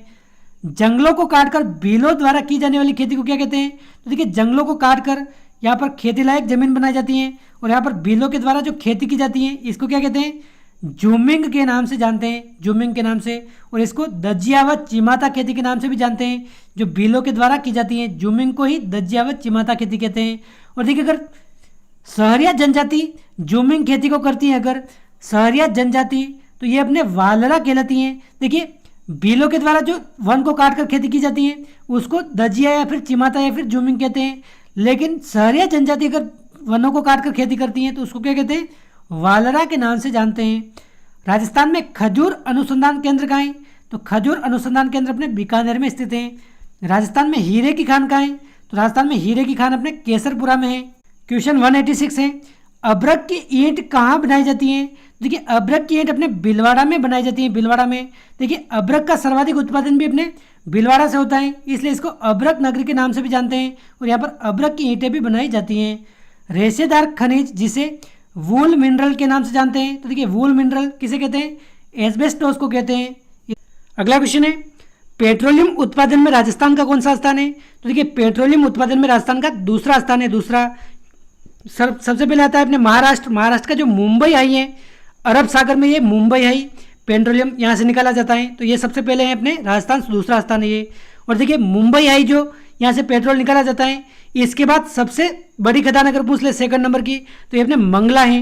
मंगला ये कहाँ है, अपने बाड़मेर में स्थित है, तो ये अपने मुंबई आई के बाद सबसे सेकंड पे है। मंगला तेल क्षेत्र किस जिले में है, तो अपने बाड़मेर में स्थित है। और देखिए अगर इसकी खोज पूछ ले तो खोज तो 2004 में की गई थी, लेकिन उत्पादन अगर पूछ ले तो 2009 से इसका उत्पादन शुरू हुआ था। अच्छे गुणवत्ता का तेल कहाँ से उत्पादित किया जाता है, तो देखिए अच्छे गुणवत्ता का तेल ये अपने भाग्यम तेल क्षेत्र जो बाड़मेर में है यहाँ से उत्पादित किया जाता है। पलाना खदान कहाँ स्थित है, तो देखिए पलाना खदान ये अपने बीकानेर में स्थित है। और किस लिए प्रसिद्ध है? ये लिग्नाइट कोयले के लिए प्रसिद्ध है। देखिए बीकानेर में बरसियसर हो गया, बिथनोक हो गया, पलाना हो गया, ये सभी लिग्नाइट कोयले की खदानें हैं। तो अपने पलाना क्यों प्रसिद्ध है? लिग्नाइट कोयले के लिए प्रसिद्ध है। कोयले की कपूरली खदान कहाँ है? तो देखिए कोयले की कपूरली खदान अपने बाड़मेर में स्थित है, आप ध्यान रखें। मोरिजा बनेला क्यों प्रसिद्ध है? तो देखिए मोरिजा बनेला ये खनिज से संबंधित आप क्वेश्चन ध्यान में रखें। जो मेन हाईलाइट क्वेश्चन बार बार पूछे जाते हैं वे मैं इस वीडियो में बता रहा हूं। तो मोरिजा बनेला ये अपने चोमू जयपुर में स्थित है और ये अपने लौह अयस्क के उत्पादन के लिए प्रसिद्ध है। लौह अयस्क। तांबा के उत्पादन के लिए कौन कौन से क्षेत्र प्रसिद्ध है? तो देखिए एक तो आता है अपने खेतड़ी सिंगाना, ये किसके लिए प्रसिद्ध है? अपने तांबा उत्पादन के लिए प्रसिद्ध है। और ये पूछा जाए किस जिले में है? तो ये अपने झुंझुनू जिले में है। और देखिए खोदरिबा जो अलवर में है ये भी अपने तांबा उत्पादन के लिए प्रसिद्ध है। तो खेतली सिंगाना व खोदरिबा ये अपने तांबा हो गया। और सीसा जस्ता इसका उत्पादन क्षेत्र भी पूछा जाता है। तो देखिए सीसा जस्ता एक तो हो गया अपने जावर माइंस। जावर माइंस क्षेत्र में जो मोचिया मंगरा व बरोड़ मंगरा ये खदाना है अपने उदयपुर में एक तो ये प्रसिद्ध है सीसा जस्ता के लिए। एक हो गया अपने राजपुरा दरिबा ये कहा अपने राजसमंद में ये खदान प्रसिद्ध है। इसके अलावा चौथ का बरवाड़ा आ जाए, चौथ का बरवाड़ा ये किसके लिए प्रसिद्ध है? अपने सीसा जस्ता के लिए प्रसिद्ध है जो अपने सवाई माधोपुर में है। और रामपुरा आगुचा आ जाए ये अपने भिलवाड़ा में है। और देखिए विश्व की सबसे बड़ी सीसे जस्ते की अगर खदान पूछ ले तो ये कहाँ है? अपने रामपुरा आगुचा में है। विश्व की सबसे बड़ी सीसे जस्ते की खदान रामपुरा आगुचा में भिलवाड़ा में स्थित है ये। तो आप ध्यान रखें चारों बात, जावर माइंस, मोचिया मंगरा, बरोड़ मंगरा, इसके अलावा राजपुरा दरिबा राजसमंद, चौथ का बरवाड़ा सवाई माधोपुर और रामपुरा आगुचा भिलवाड़ा, आप ध्यान रखिए। बांसवाड़ा का आनंदपुर भूकिया क्षेत्र क्यों प्रसिद्ध है? तो देखिए बांसवाड़ा का जो आनंदपुर भूकिया क्षेत्र है यहाँ अपने सोने की खदान के लिए प्रसिद्ध है। सोने की खदान, सोना यहाँ पर प्रमुख रूप से पाया जाता है। ताजमहल के निर्माण के लिए कहाँ के संगमरमर का प्रयोग किया गया था? तो देखिए कौन से मार्बल का प्रयोग किया गया था? ये अपने नागौर के संगमरमर का प्रयोग किया था। ये अपने सफेद मार्बल के लिए प्रसिद्ध है, मकराना नागौर। एशिया की सबसे बड़ी संगमरमर की मंडी और परिशोधन केंद्र कहाँ स्थित है? तो देखिए अपने किशनगढ़ अजमेर में स्थित है। एशिया की सबसे बड़ी संगमरमर मंडी पूछ ले या फिर परिशोधन केंद्र, ये अपने किशनगढ़ अजमेर में स्थित है। क्वेश्चन 199 है। देखिए ये क्वेश्चन भी बार बार पूछा जाता है। सफेद संगमरमर, हरा, काला और गुलाबी संगमरमर, इसको सुमेलित करना है हमें। तो देखिए सफेद संगमरमर ये अपने मकराना नागौर का प्रसिद्ध है, हमने देख लिया है। हरा संगमरमर अपने ऋषभ देव उदयपुर का प्रसिद्ध है। काला संगमरमर, काला सा आपको याद रखना है भैंस, काला संगमरमर अपने भैंस लाना जयपुर का प्रसिद्ध है। और गुलाबी संगमरमर के लिए अपने बाबरमल उदयपुर प्रसिद्ध है। तो एक बात आप ध्यान रखें, सफेद हो जाएगा अपने मकराना, हरा हो जाएगा अपने ऋषभ देव, काला भैंस लाना, गुलाबी और बाबरमल ये हो जाएगा अपने। 200वां क्वेश्चन है, भांकड़ा नागल बांध परियोजना किन राज्यों की संयुक्त परियोजना है? तो देखिए भांकड़ा नागल बांध परियोजना अपने सतलज नदी पर है, आप ध्यान रखें। और राजस्थान सहित पंजाब व हरियाणा राज्य की संयुक्त परियोजना है। राजस्थान, पंजाब, हरियाणा इन तीनों राज्यों की परियोजना है। माही बजाज सागर परियोजना ये किन किन राज्यों की परियोजना है? तो देखिए ये अपने राजस्थान व गुजरात इन दोनों राज्यों की परियोजना है। और देखिए समस्त विद्युत तो यहाँ पर मिलती है अपने राजस्थान को, पूरी विद्युत पर अपने राजस्थान का एकाधिकार है। लेकिन पानी की अगर बात करें तो 45:55 ये हिस्सेदारी है अपने। 45 तो अपने हो गया राजस्थान और 55 हो गया अपने गुजरात, ये पानी की हिस्सेदारी। और विद्युत समस्त अपने राजस्थान को मिलती है इसकी। राजस्थान की प्रथम सूती वस्त्र मिल कहाँ स्थापित की गई थी? तो देखिए राजस्थान की प्रथम सूती वस्त्र मिल अगर पूछ ले तो अपने ब्यावर अजमेर में स्थापित की गई थी। कब की थी? 1889 में ये अपने स्थापित की थी सूती वस्त्र मिल ब्यावर अजमेर। और देखिए ये द कृष्णा मिल के नाम से स्थापित की थी। इसका नाम क्या था? द कृष्णा मिल। और सेठ दामोदर दास राठी ने इसको स्थापित किया था। सीमेंट उत्पादन में राजस्थान का सबसे बड़ा जिला कौन सा है? तो देखिए सर्वाधिक सीमेंट उत्पादन अपने चित्तौड़गढ़ जिले से होती है। देखिए भारत में अगर बात करें तो राजस्थान अपने प्रथम स्थान पर है सीमेंट उत्पादन में। राजस्थान में अगर बात करें तो चित्तौड़गढ़ प्रथम स्थान पर है। और तहसील स्तर पर अगर बात करें तो जो निम्बाड़ा तहसील है, निम्बाड़ा तहसील चित्तौड़गढ़ की, ये अपने प्रथम स्थान पर है। तो आप ध्यान रखें अपने चित्तौड़गढ़ जिला। राजस्थान में सीमेंट का प्रथम कारखाना कहाँ खोला गया था? देखिए सीमेंट का प्रथम कारखाना अपने लाखेरी बूंदी में खोला गया था राजस्थान में। तो आप ध्यान रखें लाखेरी बूंदी। राजस्थान का प्रथम सफेद सीमेंट कारखाना कहाँ खोला गया था? देखिए राजस्थान का प्रथम सफेद सीमेंट कारखाना कहाँ है? अपने गोटन है। गोटन नागौर यहाँ पर स्थित है सफेद सीमेंट कारखाना। और कौन सा था ये? जेके वाइट सीमेंट। आप ध्यान रखिए, जेके वाइट सीमेंट ये सफेद कारखाना गोटन नागौर में प्रथम है, ये राजस्थान का प्रथम। अगला क्वेश्चन है, राजस्थान की प्रथम शुगर मिल, इसकी स्थापना कब की गई और कहाँ की गई? तो देखिए, राजस्थान की प्रथम शुगर मिल अगर पूछ ले तो अपने भूपाल सागर चित्तौड़गढ़ में स्थापित की गई थी। राजस्थान की प्रथम sugar mill the Mewar sugar mill के नाम से, द मेवाड़ शुगर मिल के नाम से। और कब स्थापित की थी? ये 1932 में स्थापित की थी, जो वर्तमान समय में एक बंद है, ये बंद पड़ी है ये वर्तमान में। राजस्थान का सर्वप्रथम वनस्पति घी का कारखाना कहाँ खोला गया था? तो देखिए, सर्वप्रथम वनस्पति घी का कारखाना अपने भीलवाड़ा में खोला गया था। और कब खोला गया? अपने 1964 में राजस्थान में सर्वप्रथम वनस्पति घी का कारखाना भीलवाड़ा में खोला गया था। राजस्थान स्टेट केमिकल वर्क्स कहाँ स्थापित हैं? तो देखिए, राजस्थान स्टेट केमिकल वर्क्स ये अपने डिडवाना नागौर में है, डिडवाना नागौर। अगला क्वेश्चन है, अशोक लीलैंड इंडस्ट्री कहाँ स्थापित है? तो देखिए, राजस्थान में अशोक लीलैंड इंडस्ट्री अपने अलवर में स्थापित है। और आपको ध्यान रखना है, राज्य का प्रथम ऑटोमोबाइल यानी कि वाहन उद्योग अपने यही है, अशोक लीलैंड इंडस्ट्री। राजस्थान राज्य वित्त निगम की स्थापना कब की गई? यह भी क्वेश्चन पूछा जाता है। तो राजस्थान राज्य वित्त निगम की स्थापना की गई अपने 1955 में। राजस्थान में बीड़ी बनाने का कारखाना कहाँ है? तो देखिए, राजस्थान में बीड़ी बनाने का कारखाना, बीड़ी उद्योग के लिए अपने टोंक प्रसिद्ध है। हमने देखा था बीड़ी तेंदू के पत्ते से बनाई जाती है, तेंदू वृक्ष के पत्ते से। और यहाँ पर मयूर बीड़ी वर्क्स के नाम से यहाँ पर टोंक में ये कारखाना स्थापित है। माउंट आबू के करीब से कौन सी नदी बहती है? देखिए, ये क्वेश्चन बीएसटीसी एग्जाम 2019 में पूछा गया क्वेश्चन है। माउंट आबू के करीब से होकर कौन सी नदी बहती है? तो देखिए, ये अपने पश्चिमी बनास नदी हो जाएगी, क्योंकि देखिए पश्चिमी बनास का अगर उद्गम देखें तो ये अपने नया सानवाड़ा सिरोही से निकलती हैं, नया सानवाड़ा सिरोही जो माउंट आबू के नज़दीक है। अगला क्वेश्चन है, लखिया बाटा कहाँ का मुख्य आकर्षण है? तो देखिए, लखिया बाटा ये भी बीएसटीसी एग्जाम 2019 में पूछा गया क्वेश्चन है। ये अपने सीता माता अभ्यारण्य यहाँ का मुख्य आकर्षण है। और ये प्रागैतिहासिक कलाओं के लिए प्रसिद्ध है लखिया बाटा। प्रसिद्ध कोटा पत्थर किस प्रकार की सामग्री है? तो देखिए, प्रसिद्ध कोटा पत्थर है अपने चूना पत्थर, इस प्रकार की सामग्री है चूना पत्थर। सांबर झील में कितनी नदियां आकर गिरती हैं? तो देखिए, सांबर झील में अपने 4 नदियां आकर गिरती हैं। सांबर झील का अपने ये अपने जयपुर जिले में सांबर झील। मेंथा हो गई, रूपनगढ़, खारी, खंडेला, ये चारों नदियां आकर गिरती हैं। और देखिए, अगर बात करें उत्तर दिशा से तो अपने मेंथा नदी आकर गिरती हैं, दक्षिण दिशा से अपने रूपनगढ़ नदी आकर गिरती हैं। राजस्थान का प्रथम पवन ऊर्जा संयंत्र कहाँ स्थापित किया गया था? तो देखिए, राजस्थान का प्रथम पवन ऊर्जा संयंत्र अपने अमर सागर जैसलमेर में स्थापित किया गया है। अमर सागर जैसलमेर 1999 में यह स्थापित किया गया था। बोमट क्षेत्र से संबंधित क्या है स्थान? तो देखिए, बोमट क्षेत्र किसे कहते हैं?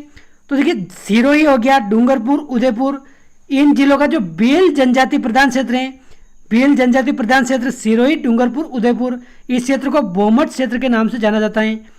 डेगाना क्षेत्र किस खनिज के लिए प्रसिद्ध है? तो देखिए, यह भी क्वेश्चन बीएसटीसी में पूछा गया क्वेश्चन है। डेगाना क्षेत्र ये अपने टंगस्टन के लिए प्रसिद्ध है, टंगस्टन। और ये कहाँ है? अपने नागौर जिले में डेगाना। अगला क्वेश्चन है, 2011 की जनगणना के अनुसार कितने जिलों में 30% से अधिक दशकीय जनसंख्या की वृद्धि हुई? तो देखिए, हमने देखा था सबसे ज़्यादा दशकीय वृद्धि कौन से जिले में हुई? अपने बाड़मेर जिले में हुई थी सबसे ज़्यादा दशकीय वृद्धि। और इसके अलावा जैसलमेर की अगर बात करें तो यहाँ पर भी हुई थी 31.8%। और यहाँ पर क्या पूछा है? 30% से अधिक कितने जिले में हुई? तो अपने ये 2 जिले हो जाएंगे। जैसलमेर में तो अपने 31.8% वृद्धि हुई और बाड़मेर में हुई अपने 32.5%, यानी कि 2 जिले। अंता विद्युत शक्ति केंद्र किस जिले में है? तो देखिए, अंता विद्युत शक्ति केंद्र ये अपने 12 जिले में है। और ये गैस आधारित परियोजना है, पूछ ले जाए किस आधारित परियोजना है? अपने गैस आधारित हो जाएगी अपने ये 12 जिले में। राजस्थान का राष्ट्रीय पक्षी उद्यान किसे कहते हैं? देखिए, राजस्थान का राष्ट्रीय पक्षी उद्यान अपने केवलादेव गना पक्षी राष्ट्रीय उद्यान को कहते हैं, जो अपने साइबेरियन सारस के लिए प्रसिद्ध है। केवलादेव गना पक्षी राष्ट्रीय उद्यान अपने भरतपुर में स्थित है, जिसको राजस्थान का राष्ट्रीय पक्षी उद्यान कहते हैं। राजस्थान की 12मासी नदियाँ कौन कौन सी हैं? तो देखिए, एक तो अपने हो जाएगी चंबल नदी और एक ने हो जाएगी अपने माही नदी। ये राजस्थान की 12मासी यानी कि 12 महीने बहने वाली नदियाँ हैं। भिवाड़ी औद्योगिक केंद्र किस जिले में है? देखिए, भिवाड़ी अपने अलवर जिले में है। अगला क्वेश्चन है, राजस्थान के किस शहर में परमाणु ऊर्जा संयंत्र स्थापित है? देखिए, परमाणु ऊर्जा संयंत्र अपने रावत भाटा में स्थापित हैं। रावत भाटा कहाँ है? अपने चित्तौड़गढ़ में। चांदी के उत्पादन में राजस्थान का कौन सा स्थान है? तो देखिए चांदी के उत्पादन में राजस्थान भारत में अपने प्रथम स्थान पर है, प्रथम स्थान पर। और राजस्थान में जो जावर माइंस की खान है ये चांदी उत्पादन के लिए प्रसिद्ध है। और देखिए आप राजस्थान हिस्ट्री पढ़ते हो तब आपने पढ़ा होगा चांदी की ये जो खदान है जावर माइंस की, ये किसके काल में मिली थी? तो ये अपने राणा लाखा के काल में मिली थी, मेवाड़ महाराणा राणा लाखा के काल में। राजस्थान व मध्य प्रदेश के बीच सीमा बनाने वाली नदी कौन सी है? तो देखिए ऐसी नदी कौन सी है जो राजस्थान व मध्य प्रदेश के बीच सीमा बनाती है? ये अपने चंबल नदी बनाती है सीमा। पूर्णतः राजस्थान से शुरू होकर राजस्थान में खत्म होने वाली नदी कौन सी है? तो देखिए राजस्थान में खमनोर की पहाड़ी से शुरू होती है अपने बनास नदी, और ये अपने चंबल नदी की सहायक नदी है। तो अपने हो जाएगी बनास नदी, जो राजस्थान में शुरू होकर राजस्थान में खत्म होती है, यानी कि राजस्थान की सबसे बड़ी नदी है। चीतल की मातृभूमि हमने देखा था राजस्थान के वन्यजीव अभ्यारण्य में किसे कहते हैं? सीता माता वन्यजीव अभ्यारण्य को अपने चीतल की मातृभूमि कहते हैं, जो उड़न गिलहरी और चौसिंगा के लिए प्रसिद्ध है। तो आप ध्यान रखें ये अपने सीता माता वन्यजीव अभ्यारण्य। कुर्जा पक्षी के लिए राजस्थान में जोधपुर जिले का कौन सा गांव प्रसिद्ध है? तो देखिए कुरंजा पक्षी ये अपने मुख्य रूप से खिंचन फलोदी जो जोधपुर जिले में है, खिंचन गांव यहाँ पर पाया जाता है। मावट किसे कहते हैं? तो देखिए जो राजस्थान में शीतकालीन वर्षा होती है उनको मावट के नाम से जानते हैं। और मावट क्या है?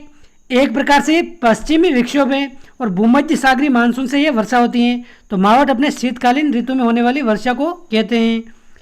राजस्थान में खारे पानी के कौन कौन से जिले हैं ये भी आपको ध्यान में रखना है, ये भी क्वेश्चन पूछा जा सकता है। तो देखिए राजस्थान में खारे पानी के जिले एक दो हो गए अपने सांबर, दूसरी पंचभद्रा हो गई, डिडवाना हो गई, लूणकरणसर हो गई, ये सभी खारे पानी के जिले हैं। सांबर कहाँ है? अपने जयपुर में है। और देखिए भारत के कुल नमक का 8.7% नमक का उत्पादन कौन करती है? सांबर झील ये करती हैं। और पंचभद्रा झील का है अपने बाड़मेर में, डिडवाना अपने हो जाएगी नागौर में, लूणकरण अपने हो जाएगी बीकानेर में। देश के कुल नमक का 8.7% ये हमने देख लिया सांबर झील उत्पादन करती है। रेगिस्तान का जलमल किसे कहते हैं? तो देखिए रेगिस्तान का जलमल कहते हैं अपने बाटाड़ो का कुआं जो बाड़मेर में स्थित है, बाटाड़ू का कुआं, इसको रेगिस्तान का जलमल के नाम से जाना जाता है। राजस्थान में सबसे बड़ी कृत्रिम झील कौन सी है? तो देखिए राजस्थान की सबसे बड़ी कृत्रिम झील ये अपने जयसमंद झील है। जयसमंद झील जो कहाँ स्थित है? अपने उदयपुर में है। और देखिए जयसमंद झील का एक उपनाम भी है, डेबर झील के नाम से जानते हैं इसको, डेबर झील। और देखिए इस झील पर 7 टापू भी हैं, 7 टापू। सबसे बड़ा जो टापू है उसको तो बाबा जी का बांगड़ा कहते हैं, बाबा का बांगड़ा। और सबसे छोटा टापू उसको बोलते हैं प्यारी। तो आप ध्यान रखें। राजस्थान का राज्य खेल कौन सा है? ये अपने बास्केटबॉल है। और देखिए बास्केटबॉल को राजस्थान का राज्य खेल ये अपने 1948 में घोषित किया गया था। तो आप ध्यान रखें। मैग्नीज बहुतायत से कहाँ पाया जाता है? तो देखिए मैग्नीज राजस्थान में कौन से जिले में पाया जाता है? बांसवाड़ा जिले में सबसे ज़्यादा पाया जाता है।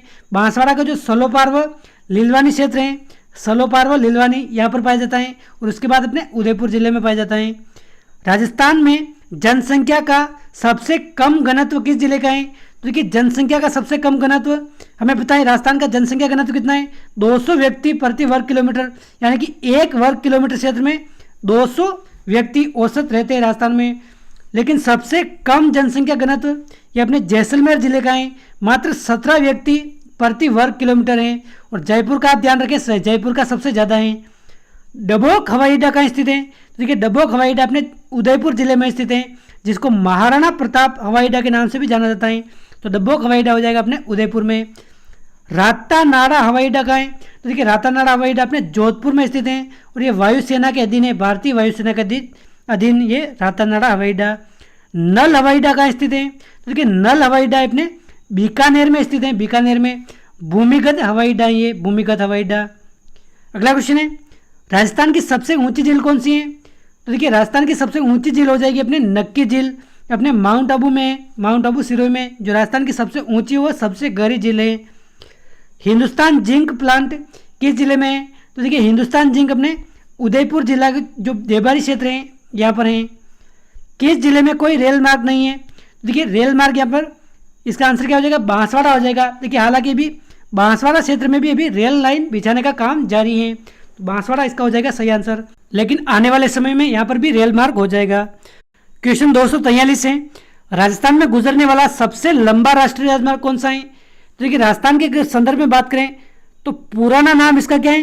NH15 राजस्थान का सबसे लंबा राष्ट्रीय राजमार्ग है। लेकिन अगर वर्तमान संदर्भ में बात करें तो जो NH15 है इसके ऊपर भी 3 राष्ट्रीय राजमार्ग स्थित हैं। कौन कौन से? NH62 हो गया, NH11 हो गया, NH68 हो गया। तो वर्तमान संदर्भ में अगर बात करें तो NH62 इसका हो जाएगा सही आंसर। और पुराना अगर देखें तो अपने NH15 ये अपने राजस्थान का सबसे लंबा राष्ट्रीय राजमार्ग है। और देखिए NH15 जो है अंतर्राष्ट्रीय सीमा के समानांतर भी था। NH15 अगर पूछ ले जाए अंतर्राष्ट्रीय सीमा यानी कि भारत पाकिस्तान की जो सीमा है उसके समानांतर कौन सा राष्ट्रीय राजमार्ग है? तो अपने NH15 है, जो पठानकोट से कांडला गुजरात तक ये जाता है। लेकिन ये इसका पुराना नाम है, वर्तमान नाम में इसकी जगह 3 राष्ट्रीय राजमार्ग हैं। राजस्थान का सबसे व्यस्तम राष्ट्रीय राजमार्ग कौन सा है? तो देखिए राजस्थान का सबसे व्यस्तम ये राष्ट्रीय राजमार्ग है अपने NH8। देखिए NH8 भी ये अपने पुराना नाम है NH8। इसकी जगह भी इस NH पर 2 राष्ट्रीय राजमार्ग स्थित हैं, एक तो NH48 और एक NH58। पहले तो ये एक ही था NH8, लेकिन अभी वर्तमान में इसकी जगह 2 हैं। तो अपने ध्यान रखिए राजस्थान का सबसे व्यस्तम राजमार्ग अपने NH8 है। अगला क्वेश्चन है दिल्ली को जयपुर से जोड़ने वाला राष्ट्रीय राजमार्ग कौन सा है? तो देखिए दिल्ली को जयपुर ये अपने वर्तमान संदर्भ में अगर बात करें तो NH48 जोड़ता है। NH48 जो पुराना नाम क्या था इसका? NH8 था। इस पर भी 48 व 58 दोनों हैं। तो दिल्ली को जयपुर से जोड़ने वाला राष्ट्रीय राजमार्ग अपने NH48। और देखिए NH8 की अगर बात करें तो दिल्ली से मुंबई तक है ये, दिल्ली से मुंबई तक।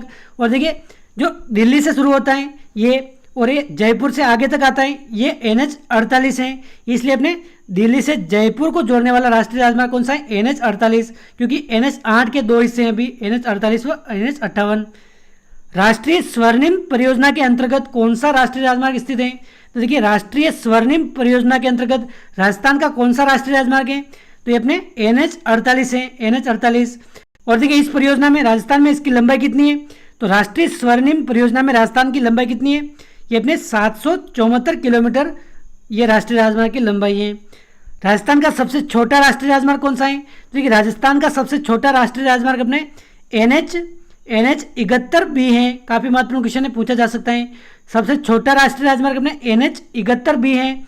इसका नया नाम है अपने NH919। इसकी लंबाई मात्र कितनी है? 4.7 किलोमीटर। कौन से जिले में? अपने अलवर जिले में। तो आप ध्यान रखें।